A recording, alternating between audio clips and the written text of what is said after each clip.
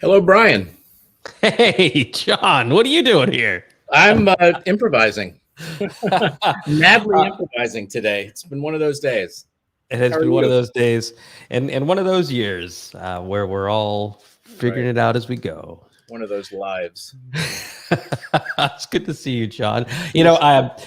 last week I think I said this, and it is truer this week. It was yesterday that we just did this show. I mean, it was not. I Not don't possible. know. Not possible that a week has gone by. Oh my goodness. Well, with that said, let's jump right in because our guest is backstage and they have a hard stop, and I know that I could banter with you all day. Well, welcome everybody. Welcome to Intersections. Let me just go ahead and kick things off so we could jump in. This is a community, whereas John and I and the guests that we bring together, plus your involvement, your participation, your comments, your questions, the things that you share in between episodes are all what make Intersections such a special community. Welcome.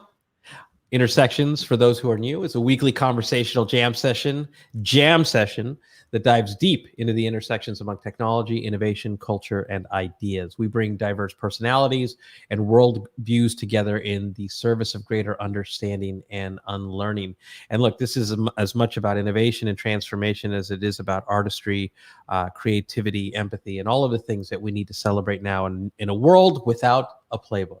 And with that said, I'd love to introduce you to my co-host and co-founder, John Kao, whom The Economist has called Mr. Creativity and a serial innovator, a man whose pedigree, whose experiences, whose work, and whose network are just unbelievable.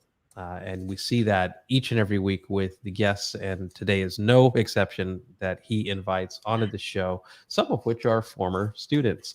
He's a thought leader, entrepreneur, advisor who's played a prominent role in the fields of innovation and business creativity for over 30 years. That hardly does his portfolio justification, but I'll do my best. He's taught at Harvard Business School. He served as visiting faculty for MIT Media Lab in Stanford. He's a Tony-nominated producer of film and stage, and he wrote the best-selling book, Jamming, The Art and Discipline of Business Creativity. Mr. Kao also writes for Forbes. Please do check out his column. It's riveting, actually. And do follow him on Twitter and LinkedIn. John, welcome to Intersections. Hey, Brian. I'm all warmed up now. That was a great intro. Let me quickly reciprocate by saying that Brian is my colleague and partner in crime on matters innovation, because innovation, as we know, is in a constant state of need for reinvention and for applying 21st disciplines to a phenomenon that was first really described in business going back to the 19th century. So Brian is a polymath communicator, domain expert, immersed in things digital before digital was really a noticeable agenda item on people's radar screens. So digital and social media, digital and marketing, digital and innovation, digital and organizational change, digital and leadership. He publishes, he speaks, he shares his knowledge, he advises. And in his spare time, he has a full-time day job, which is evangelist for innovation at Salesforce. So Brian, here we are. Here we are, and here we all are together. So please do share where you're tuning in from, where you are in the world. We love to see our community global come to life every single week that we get together. And do also share your comments and observations and your questions. We'll do our best to feature them on screen and to get everything commented on and answered as we go. John, because we are on a time schedule, I'm going to throw it over to you to introduce our first guest. So Stephen Ezell is someone that I've had the pleasure of working with off and on for almost a decade, I would say. Stephen is the Vice President for Innovation Policy at the IT Innovation Foundation based in Washington, D.C., which is why he's wearing that nice blazer as opposed to this unconstructed Arc'teryx hiking jacket.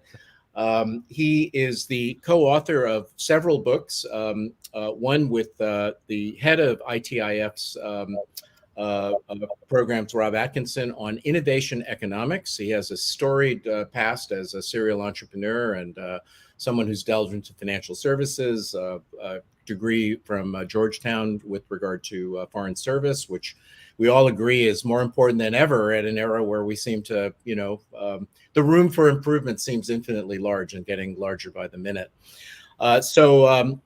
Stephen, welcome.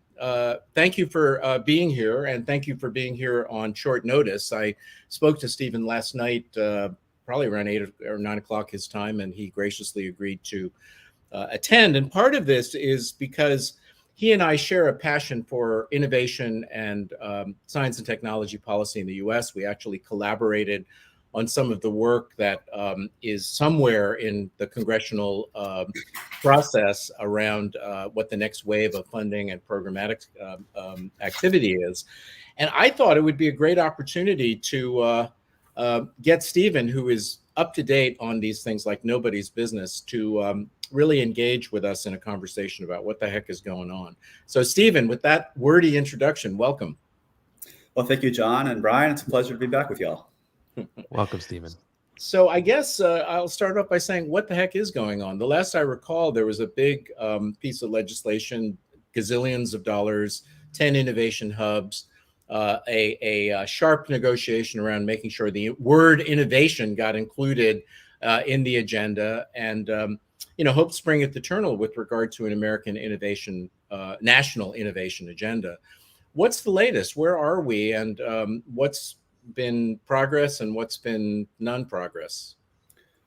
Well, John, what you're referring to is the United States Innovation and Competitiveness Act, USICA, which was passed early in the summer by the Senate on a bipartisan basis, 68-32, for a $250 billion legislative package that, among other things, included $120 billion of new proposed R&D investment over the next 4 years, $50 billion for the CHIPS Act to restore American semiconductor manufacturing, other titles in there to fund DARPA, et cetera, a program called a Global Economic Security Strategy to have a comprehensive approach to China. So really positive bipartisan action from the Senate. So where does it stand now? Well, of course, action has to be taken up in the House. And what's happened in the House is a matter of bureaucratic jurisdiction.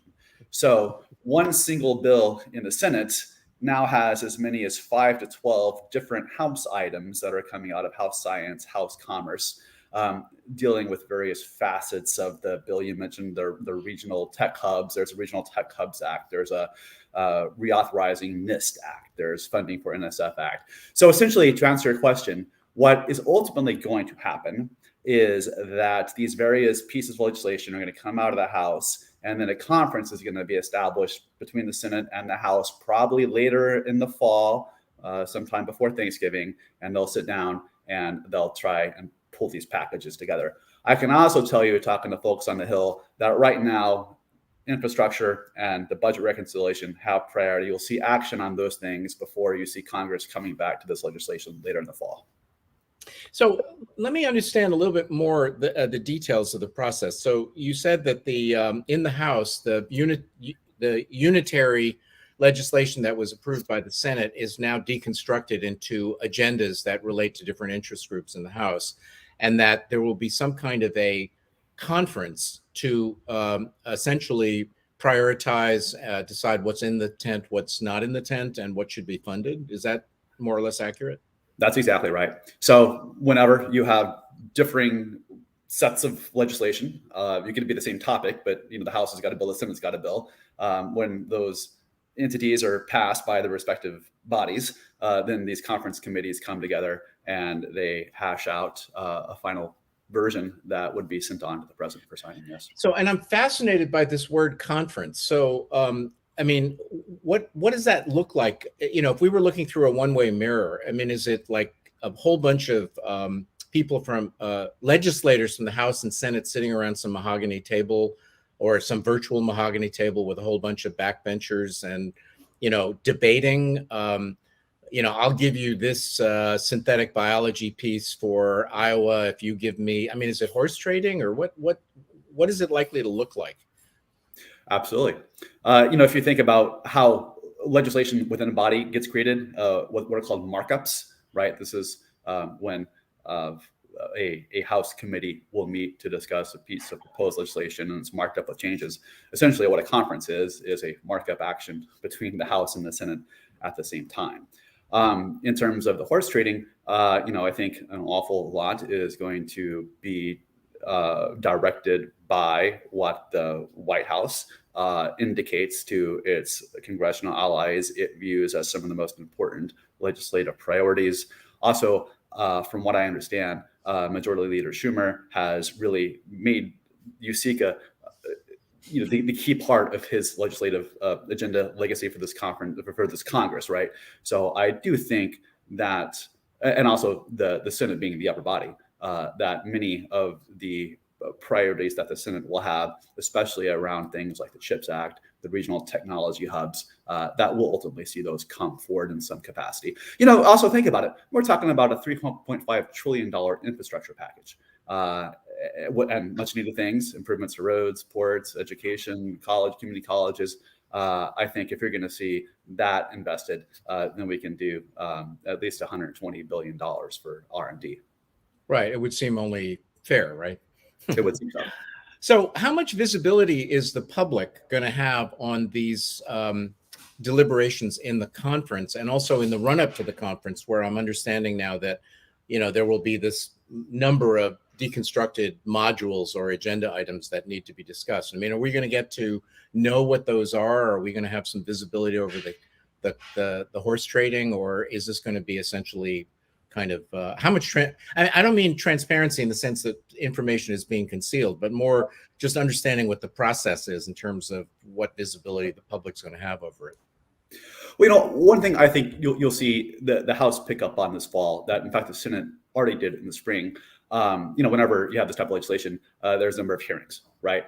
So I suspect, I just have before me here are 5 pieces of legislation that the House is now considering.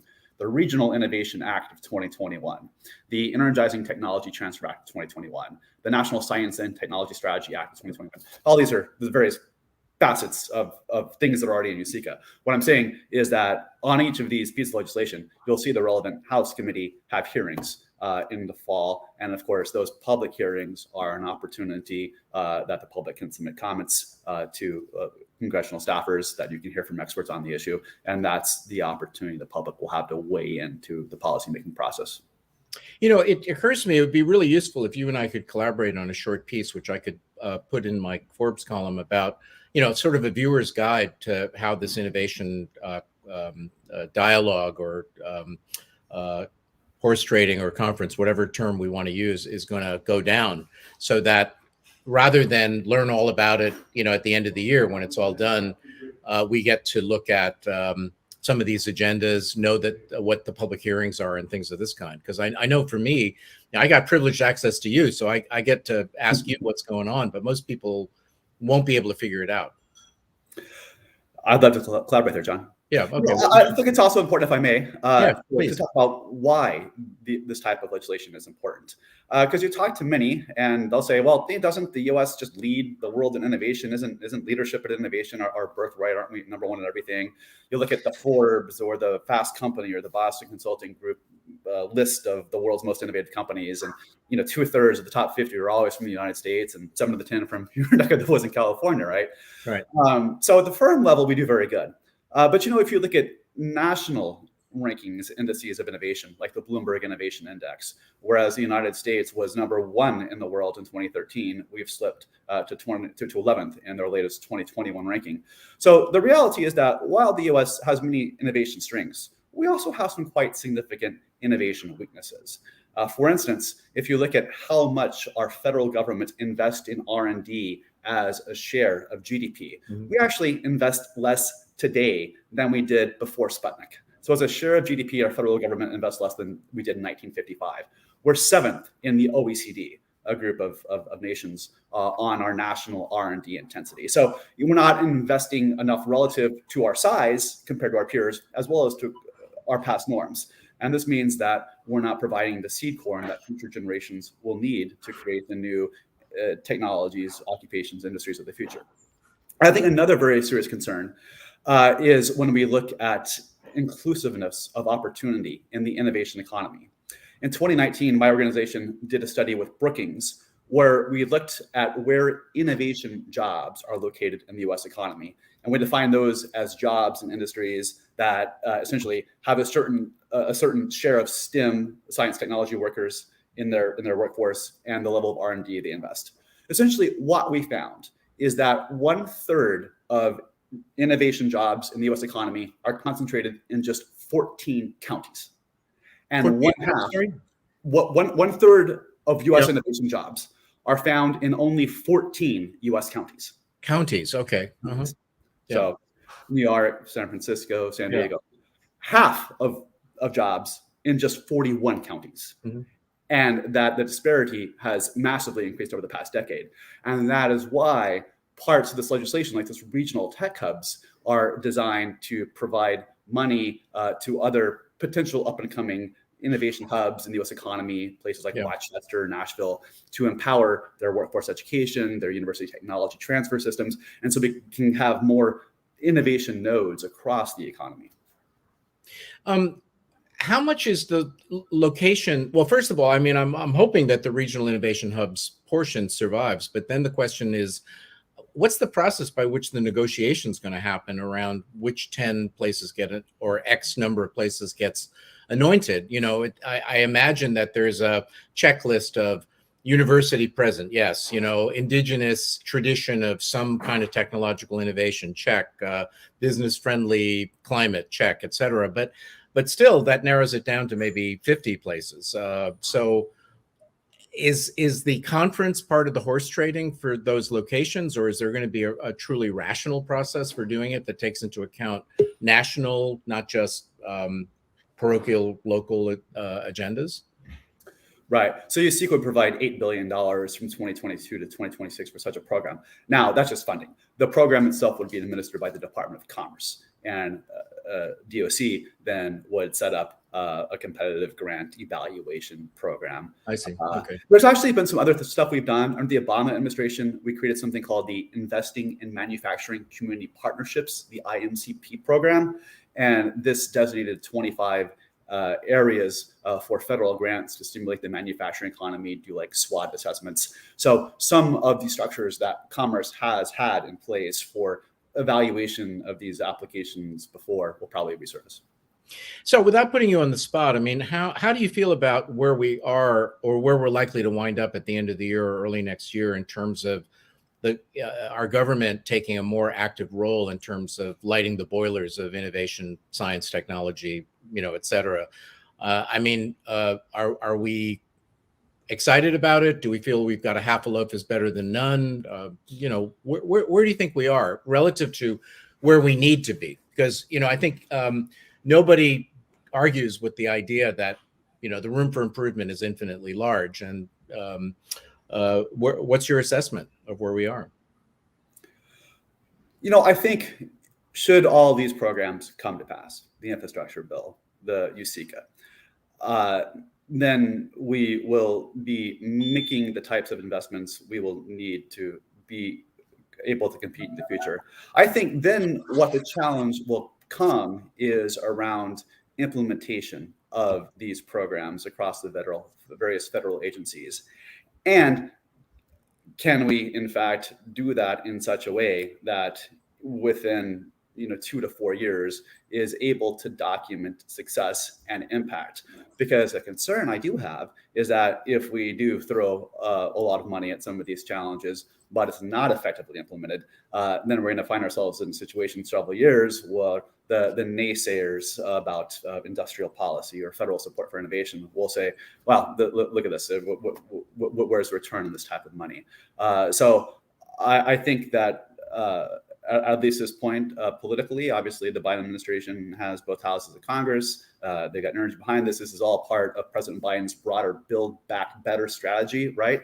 So I think it'll happen. We'll see if it delivers the success that people hope for. One last question for me, and then I'm going to throw it over to Brian. How much does the narrative around our competition, our competitive posture with China and the China threat, if you will, play into the momentum behind all of this innovation? Great question, John. That's a great question.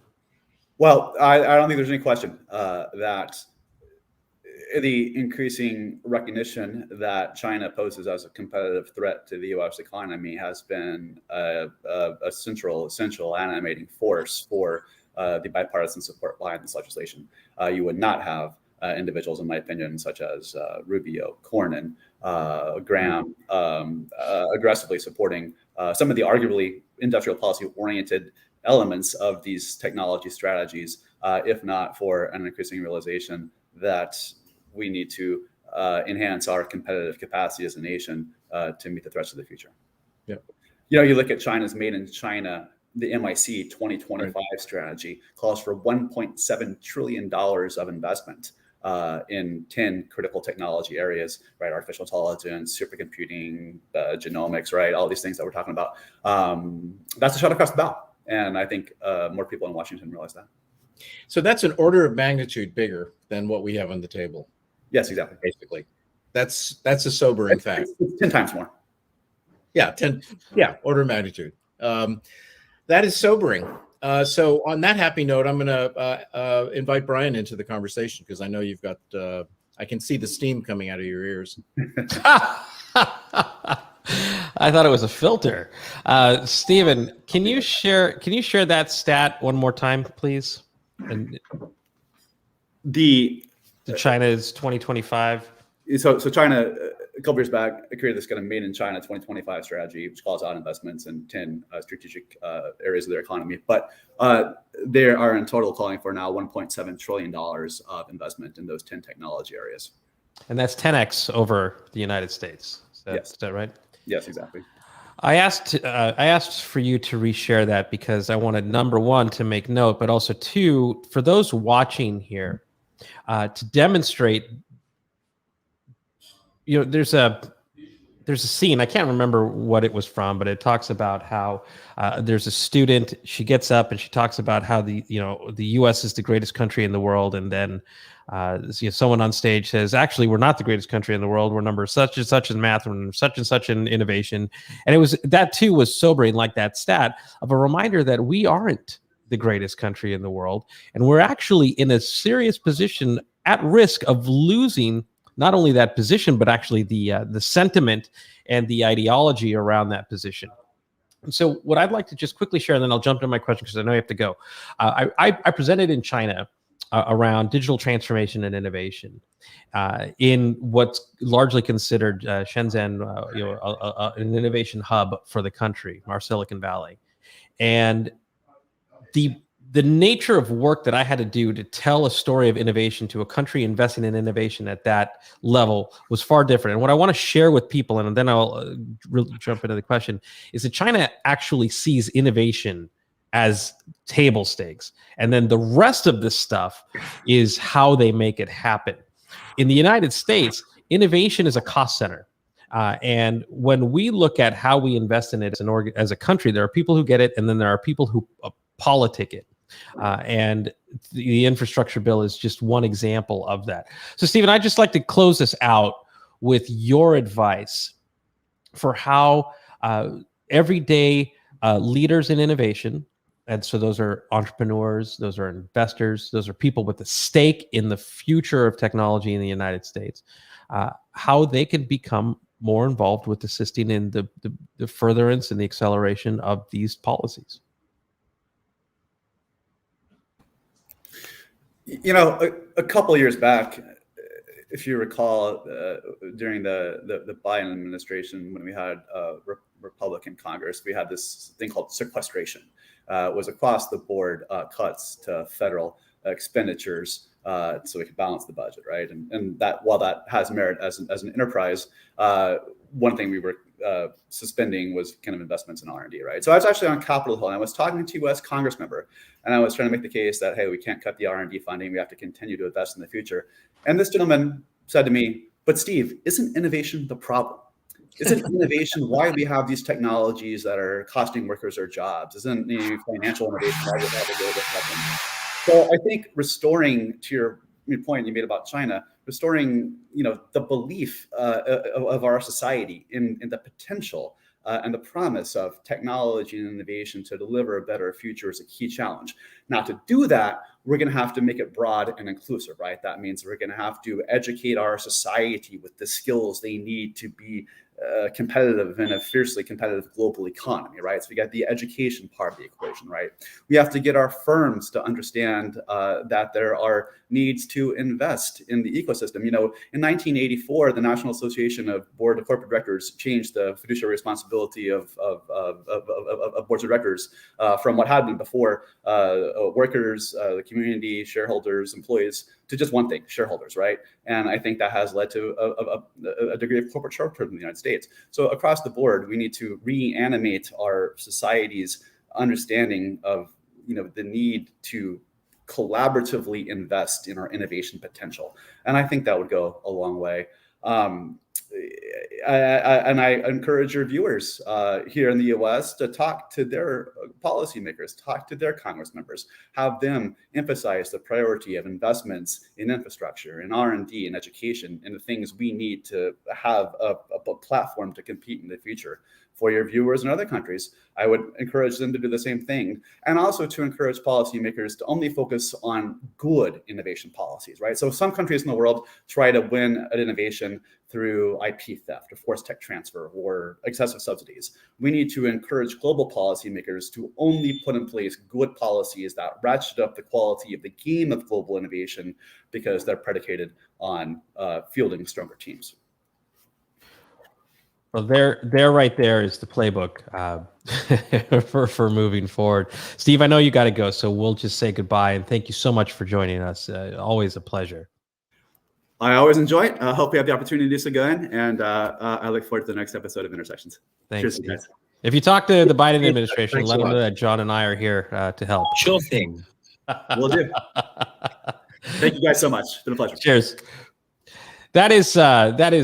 As always, John, he's incredible. It just kind of makes my blood boil. Here we are arguing and debating about some of the only word I could use, some of the stupidest things day to day, when in fact there are some major things that are really going to impact this country and its position in this world beyond the world itself. But with that said, John, I want to hear you riff a little bit and react to his last statement on how we can all get involved. And I'm going to multitask and make sure our next guest knows how to get in.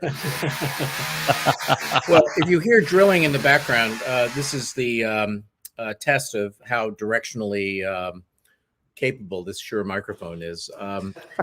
Look, I think that innovation won't really become a relevant national agenda if it's just something for elites and people who are specialists and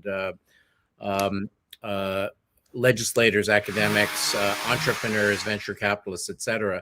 Innovation really needs to be embraced by the rank and file of our entire country as a national agenda. Much as in the past in our country, there have been periods where people got behind the space program when we landed a man on the moon. They got behind the industrialization of America during Second World War.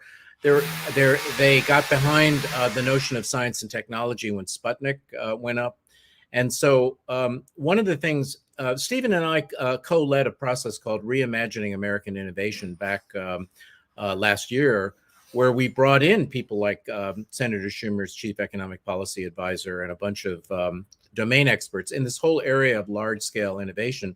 And one of the key priorities that we decided converged on was the notion of a national narrative, that there needs to be a why for innovation as well as a what that resonates with everyone, not just with, as I said, people who have innovation on their business card. Yeah, absolutely. In fact, I was thinking about it too, that I know our next guest is backstage, so I'll be quick, is that there's a narrative, there's a story that needs to shift and change to invite those who aren't, let's say, what's the nicest way to put this? Just say literate, I guess, in the meaning of innovation and its benefits to society and people, and not just economies. And as David called out, David Gonzalez here in the comments, he, from an outside in view, it looks like the United States is more concerned in short-term revenue and profit, and I think that short-termism is another pandemic that we do suffer from. It's the economics, it's the model, it's the capitalism, and it's also what's driving a lot of our policies right now and a lot of our division. Well, I want to say something about that, because I think that it has to do with a sense of time and a sense of history. You know, we are a culture that values the ability to turn on a dime, jump on an opportunity, make something happen, be spontaneous, improvise, etc. And as a result, we sometimes get, as the British would say, our knickers in a twist, or we ignore the long-term implications of our actions. And if you think about China's culture, for instance, China's used to thinking in millennia and dynasties, and they're not thinking about the impact of Made in China on the next 5 years. They're thinking about it in terms of the impact in the next 100 years, the next 200 years, and what the world is going to look like. And if we don't start getting some longer term perspective into our strategic planning as a country, we're going to pay for it. Absolutely, and we're starting to see those costs come and due, and receipts will follow. And with that said, I actually, man, John, maybe we talk about this individually on another episode, because you just got me thinking. For a nation that's viewed as agile. You and I both spend a lot of our time working with executives and policymakers who are anything but so rooted in the past and the way that they know the world. And in fact, it's sort of the antithesis to that impression. But with that said, I do want to bring on my friend and someone who is changing the world and has changed the world in the past. So he also is a serial entrepreneur and a serial innovator. His name is Fred Laluyaux, and he is the president and CEO of a company called Era Technology. And Era is a company that I had the opportunity to work with. I've had the opportunity to work with Fred, that is creating the cognitive operating system, essentially creating a cognitive enterprise that will eventually become self-driving. Now, with that said, I'm going to multitask and bring Fred on. Fred, welcome to Intersections. How are you, my friend? I'm good. How are you? I'm good. I miss you. I miss you too. It's been too long. It has been too long. Fred, we'll just jump right in. Thank you for taking time out.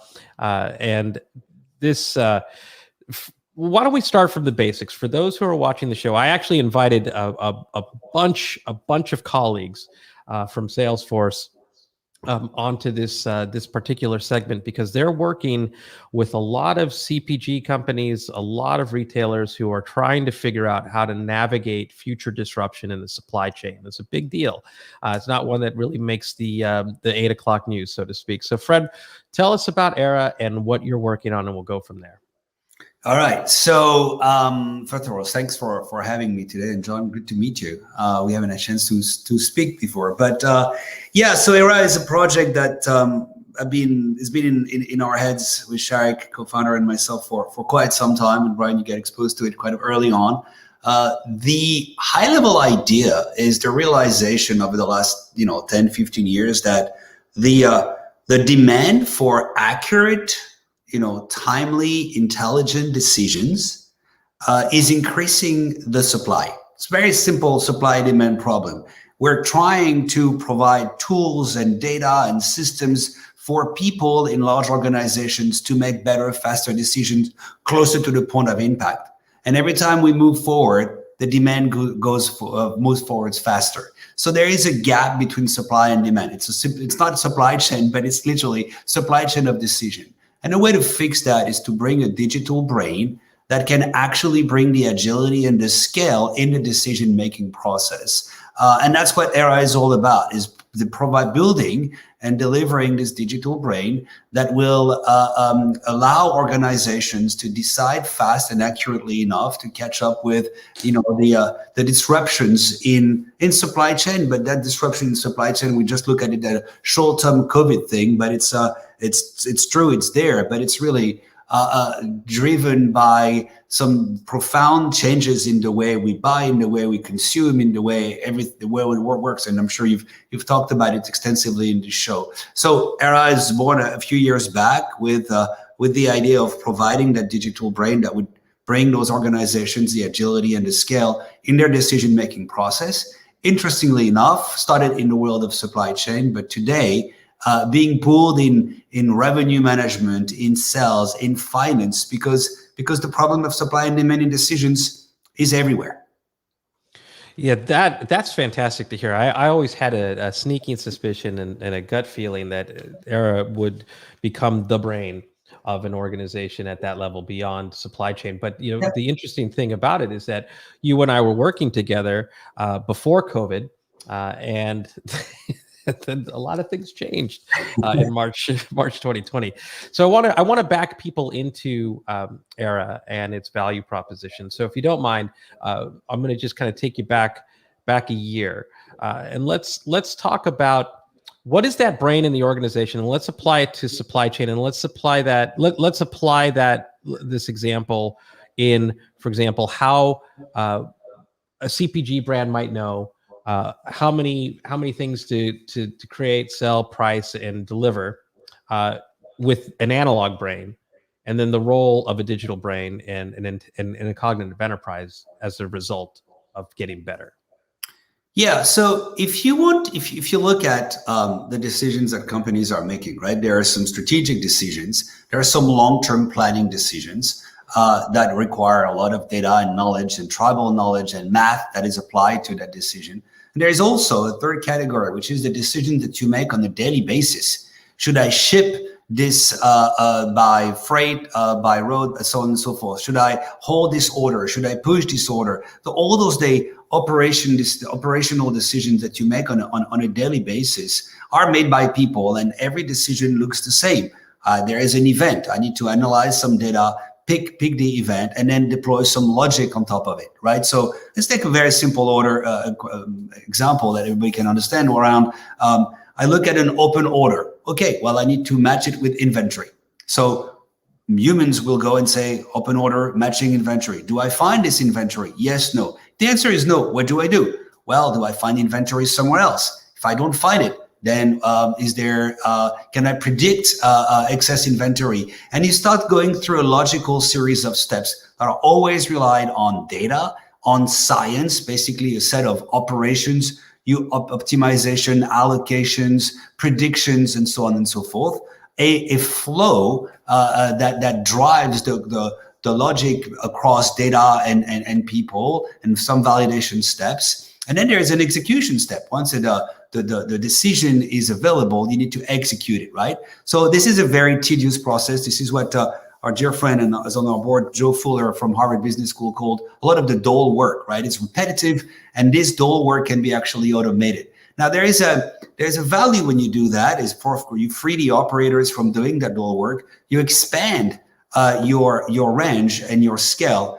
Every organization has classifications. I like to take that as an example to illustrate the problem, right? So if you work for a big CPG company, you were talking about CPG, they have ABCD classification, XYZ. We classify the product, the customers, the market opportunities. Why? To basically make sure that you deploy your limited decision, making power to the products, to the customers that matter the most. That's why you do classification. But imagine that you bring this scale, this digital scale, this brain that can repeat 24/7, those operations. The need for classification goes away. So you get immediate scale in your decision-making power. That's what we call cognitive automation. But there's another part, which is the augmentation. By doing so, our technology is able to create a permanent memory of all the decisions that are made on a given problem, right? Either the decision is made by the system itself or with the interactions with the operators. And that permanent memory can then be leveraged to improve the quality of the recommendations, the quality of the decisions. And it's a complex problem because is it a good decision or a bad decision? Well, it depends. How are you looking at it? Are you looking at it from a cash perspective, a cost perspective, a service level perspective, a sustainability perspective, a risk perspective, a compliance perspective? So there's not good or bad. And this is why you need data science to really help make sense of that data set. So, we're talking about automation, bringing the scale and the agility, but also augmentation, which is bringing better decision, again, defining on how better. And the last thing I would say is the problem right now is getting worse for large organizations, despite massive investment in all sorts of technology, data lakes and planning tools and business intelligence and all this and AI. Because the complexity of the decision is increasing exponentially, not just the volume and the speed at which they have to be made. All the cycles are accelerating, and we saw that during COVID, but also the complexity itself. If you're doing a procurement decision, used to be quite simple, 1 or 2 dimensions. Today, you're looking at multiple dimensions. Am I buying from a vendor that is sustainable, and so on and so forth? And this, if you want to do that in real time, requires connecting, countless data feeds and logical flows into a single digital process.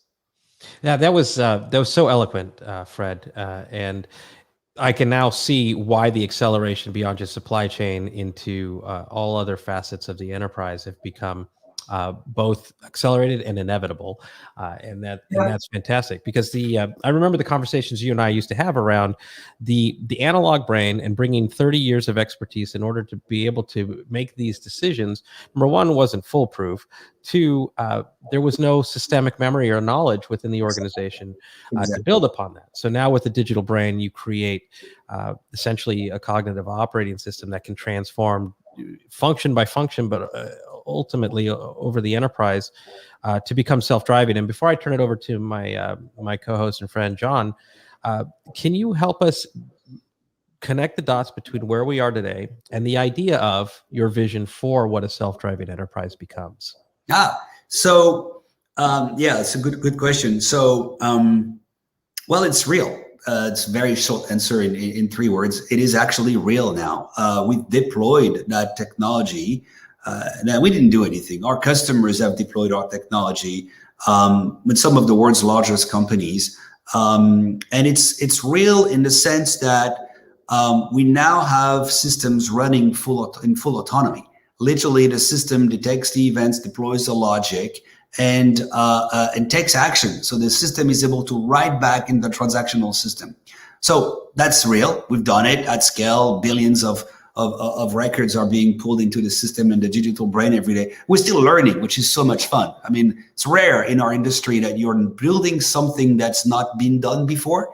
Usually in our software industry, we kind of doing a incremental improvement on something that already existed. Here, it's like, it's never been done. So how do I build a trust between the digital brain and a business operator? Because today, Brian, if I come to you and say, I recommend that you ship this way, you're going to say, okay, Fred, I trust you. I know we've worked together, and I know that you're looking at the right data, and I know that your logic is good or bad, and you will have a debate.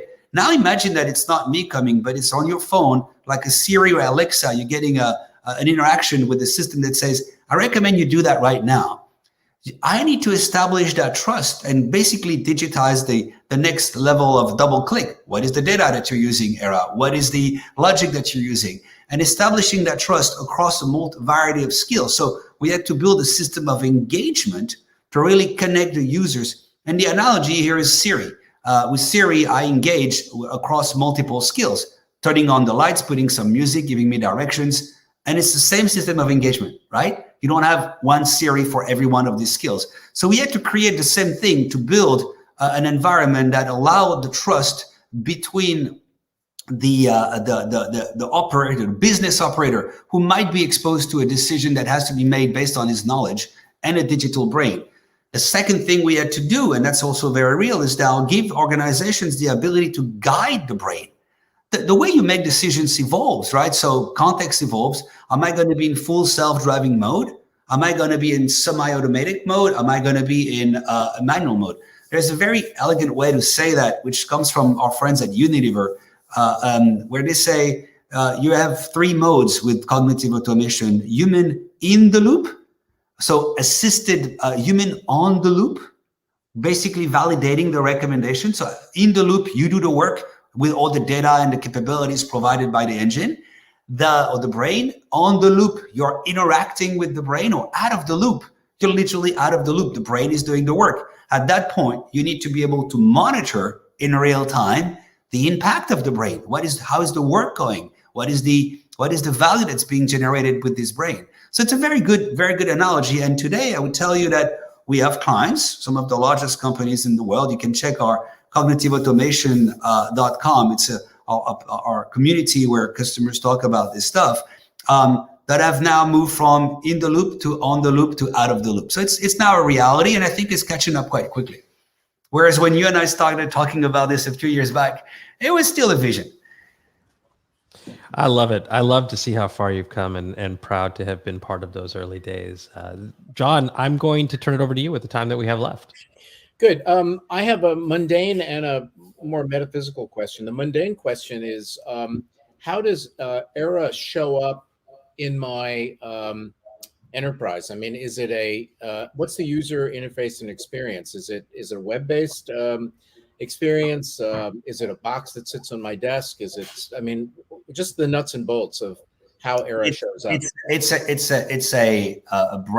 access it through the browser on your desktop, but more interestingly, you access it with the voice or your mobile application. Why did we do that, John? Because the decisions that you're asked to make can be time sensitive. So just like Siri, Alexa, you need to be able to say, turn on the lights now, not tomorrow.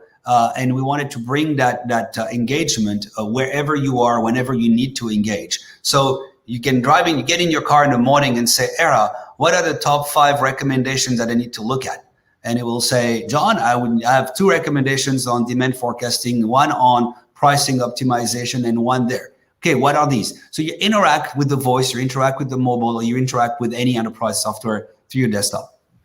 And do you see this also as a B2C as well as a B2B play? In other words, yeah, you could conceptually think about it, but we haven't touched that. There are a few big stones that we had to turn to make this possible. The first one is the data, right? We spent years working on that, because if you think about digitizing, what humans, John, are really good at is approximation. We're having a dialogue. You don't have 100% of the data, but you have experience, tribal knowledge, and you say, okay, I take a call, I'm going to make this decision. Now, when you do that, you introduce biases, and that's a problem. It's a problem with AI in general, but it's also a problem for the efficiency of the decision that you're supposed to make. And when you put that at scale, it creates a lot of inefficiencies that have an impact on the environment and so on and so forth. So there's pros and cons there. But the brain, to actually make a call, cannot take approximation. So the problem that we had to resolve is 100% of the data, the information that is required for a decision to be digitized has to be available into a single data model that the brain can connect to and understand. And that's a very big ordeal when you think about dozens of ERPs and billions of transactions. That's the first thing we had to fix. So our technology has been really anchored on that as opposed to a B2C. But in general, I think, you could think about it as theoretically. I mean, it seems like what you're offering is valuable to a variety of end users, and the enterprises, maybe the big concentrated customers, but there are other applications as well. Which leads me to the next question, which is, how do you get the arms and legs to connect with the brain? I mean, so, if the brain's doing the cognitive processing, but now you're kind of linking it to your accounting system, or you're linking it to inventory management, or if it's in my home, it's home automation, or it's, my wellness envelope of data turned into recommendations. I mean, how do the arms and legs grow out of the brain? Yeah, I love this. So we talk a lot about, in the early days, we talked about the analogy to explain what we do with the self-driving car. And we said, look, what you do in the self-driving car is what Tesla and a few others have done, or Waymo, they've digitized the operating system of the car.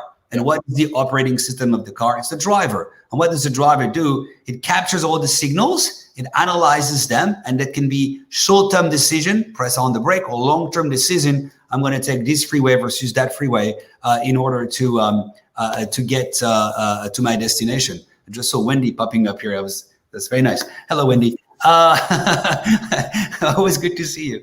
And then so the brain then, once you make a recommendation and you make a decision, then you're absolutely right. I connect with my arms and my legs to actually move the car. So this is why it's so difficult to retrofit an existing car with a digital brain. You can't do it because that connection doesn't exist, right? So there are two characteristics. All the components of the brain that allow a decision to be made have to be aware of one another. And that's very difficult to do, right? So memory needs to connect with the brain back into the memory. And there's a lot of work here. But the second big stone is connecting to the nervous system.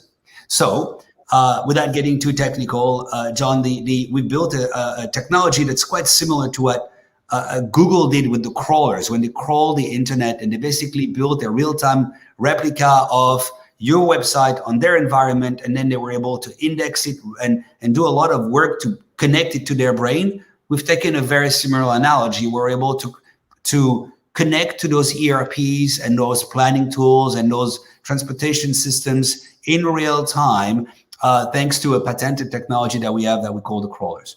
Mm-hmm. So here comes the metaphysical question, and you're probably, or you may be familiar with a new book by Daniel Kahneman called Noise, and how humans exhibit all kinds of biases in their decision-making processes, and and you're offering kind of a more apparently objective set of solutions.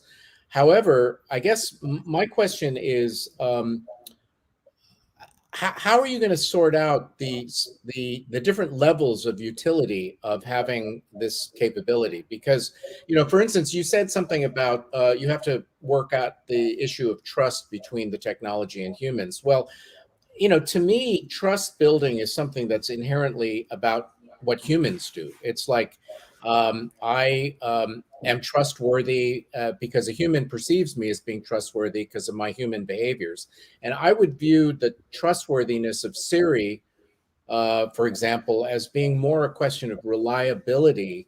Correct. So I can count on Siri, but I don't necessarily trust Siri in the sense that we can have now an intimate relationship, or they're going to empathize with me or understand me, and so forth and so on. So if we then take that back to what tasks your technology will assume, it's a no-brainer to make certain things more efficient, to reduce the noise in a supply chain or something like that.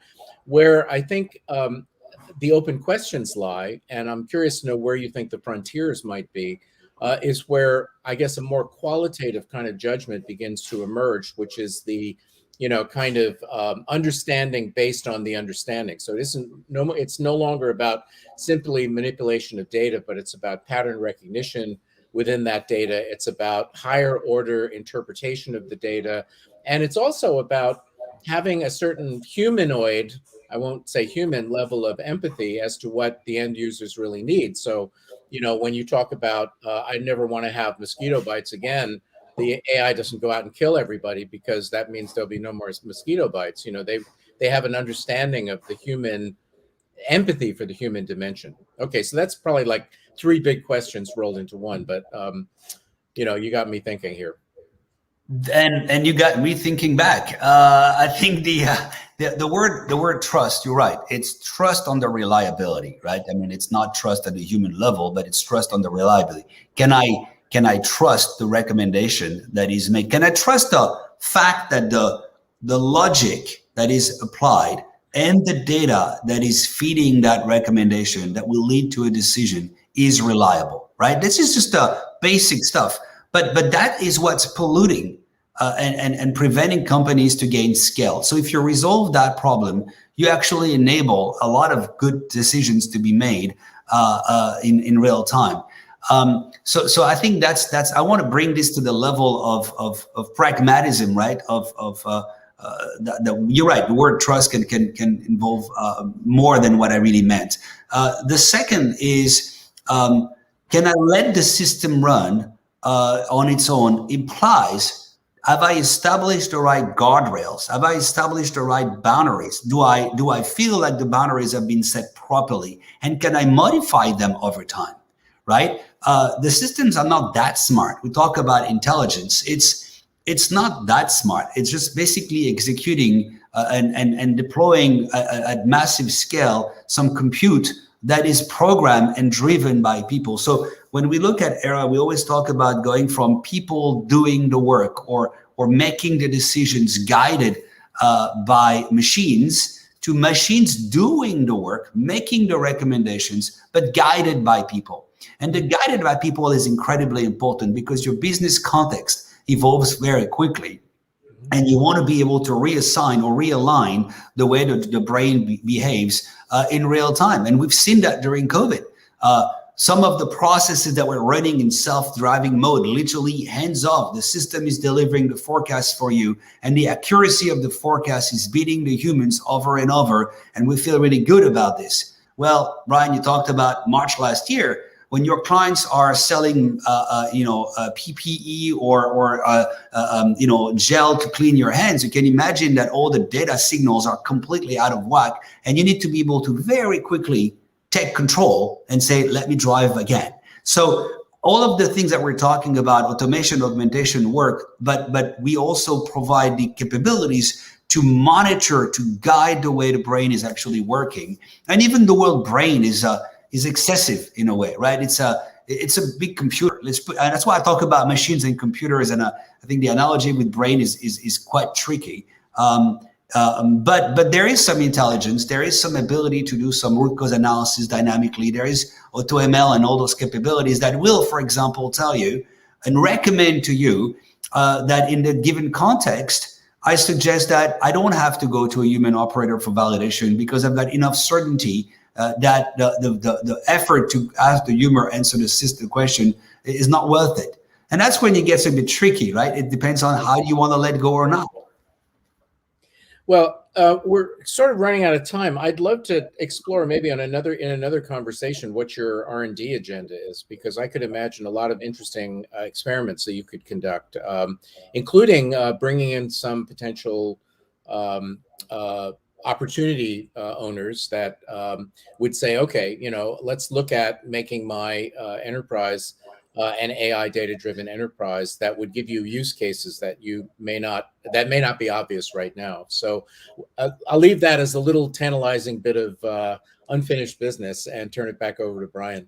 We'd love that. Even on that note, John, even as a catalyst to become data-driven, yep. And connecting the dots across the board, which would unfold and unlock all kinds of opportunities across the enterprise as well.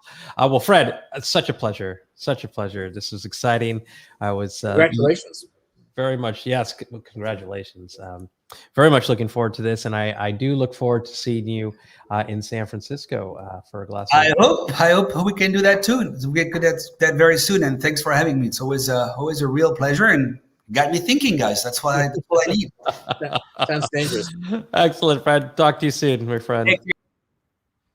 Oh man, he's just such a good person. So smart, and he's already had successful exits, and just a good person. Well, John. All right. Here we are. Another one. Hey, the work happening behind the scenes wasn't too bad. Well, I muted the loudest parts because they're drilling into concrete to put some mounts, but it worked out okay. I mean, I think in a way it was better that I wasn't watching and agonizing over it because they got to do their work without interference from me. Wonderful. Well, everyone, thank you so much for tuning in. This has been an exceptional episode. I'm fired up on a lot of fronts, as always. My brain continues to expand and in wonderful ways. John, I always enjoy our time together. Thank you. And for those who are watching, thank you. Please do tune in each week, Thursdays, 10:30 a.m. Pacific. Do comment in all of these threads. We do check them during the week. and also to view past episodes, because I don't think anybody that we've had on yet is irrelevant in terms of the conversations we've had and the state of the world and where it needs to go. Please go to intersectionslive.com and indulge. It's why we do this every week. So with that said, Gregarious, my friend, if you can take us out with the outro, we'll see you next week. See you next week.